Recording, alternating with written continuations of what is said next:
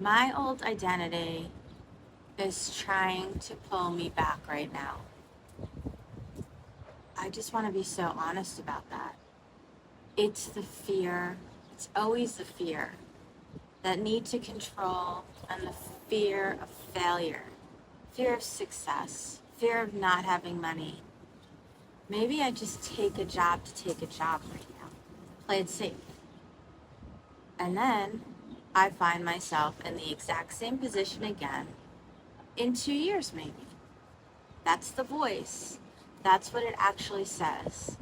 Good morning, day 6 of Turquoise Rising.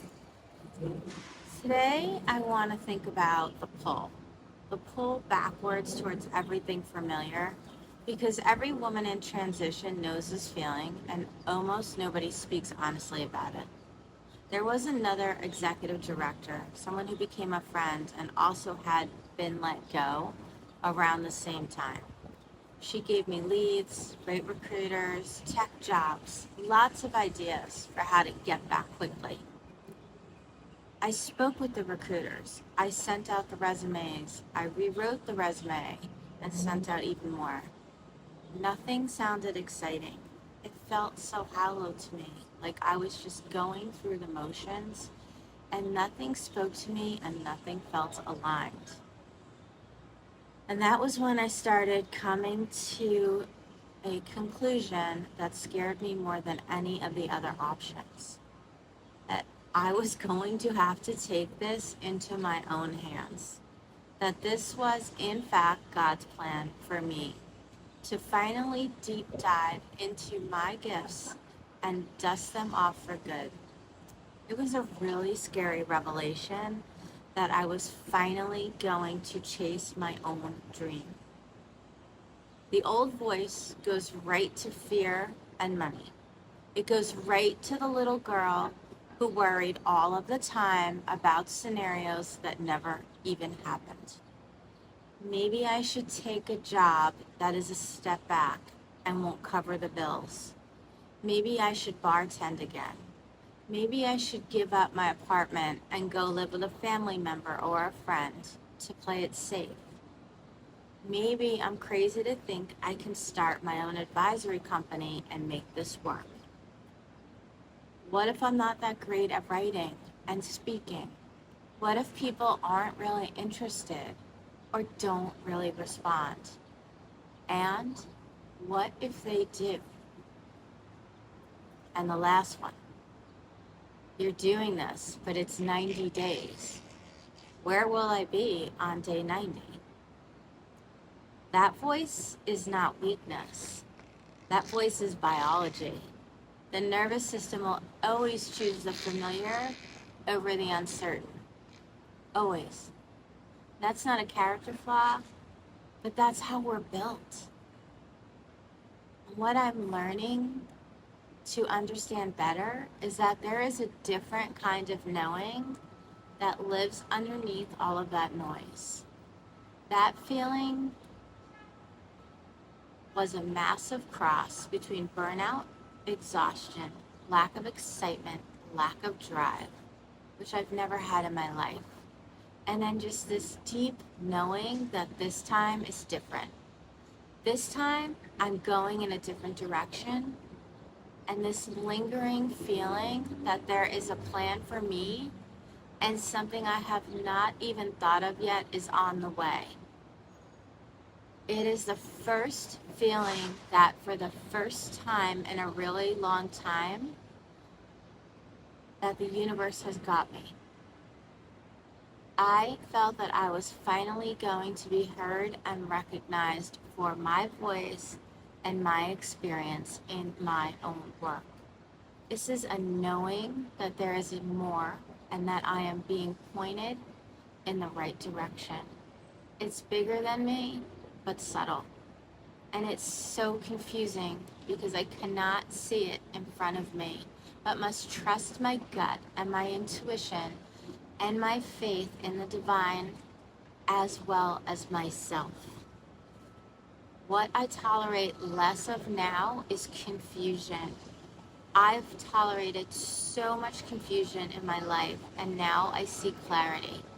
I seek safety. Confusion is not okay to me.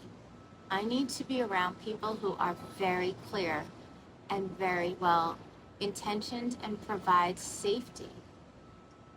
These are conversations I'm no longer willing to have. Conversations about strategies and goals where everyone agrees it's so great, but there's no plan for the implementation. Conversations that do not have a defined outcome. Conversations with people who are not 100% supportive and caring and kind. I've spent a lot of time and energy in rooms full of those conversations. I am not willing to be in those rooms anymore. What energizes me now that did not before? The little things, walks, healthy food, self-care, waking up and not dreading the day, not dreading the week ahead, not walking on eggshells for other people. I wake up at 5:55 every single morning and have a little bit of time to myself. I go to the beach, I walk. That pace feels really natural to me now. We all have that routine, and the best part now is I have all day. Let's make the most of every day. If I design my life around sustainability instead of proving, what would change first? Flow. Flow changes first. No proving, not fear, not worrying about what other people think. The knowing that I have what it takes. The knowing that I am so valuable and have the ability to help many people. I have life experience. I have business experience. I have a story to tell. That is not proving. That is flowing. And that is exactly what I'm reaching for. On the hard days, and there are hard days, I've told myself I'm a good person and I deserve better. I know how capable I am and how hard I have worked and all of value that I hold intrinsically. This is a reset, and something much more aligned is going to come along. That word aligned just keeps coming up everywhere, and it was making more and more sense. You only get a few resets like this in a lifetime. Make the most of it, appreciate it, embrace the quiet. And I prayed for God to take my fear so I could move forward, because I knew that the bad feelings, anger, which is fear turned inward, was stopping me. And I asked God to please take it from me. And I started to feel better. What does wealth look like to this version of me? Not worrying about where money is coming from. Money flows, and I'm trusting that. It looks like having teams around me, creative people, IT people, a CFO, a bookkeeper, all of those different pieces working together. It looks like a trainer, the ability to take care of myself and my body, being able to buy all the healthy foods. It looks like support for my family, having enough in the bank that I'm never worried, being able to make really smart business and tax decisions, and honestly some really pretty clothes that I feel really comfortable in. Lots of investments, super diversified. I never want to rely on one source of income again. What does leadership look like? Having a really strong vision to share with my teams, having them share in my values, getting teams excited about shared goals and the opportunities that will come, getting people excited about my vision and my goals, and then executing alongside them and taking really, really good care of them, because they are critically important to me.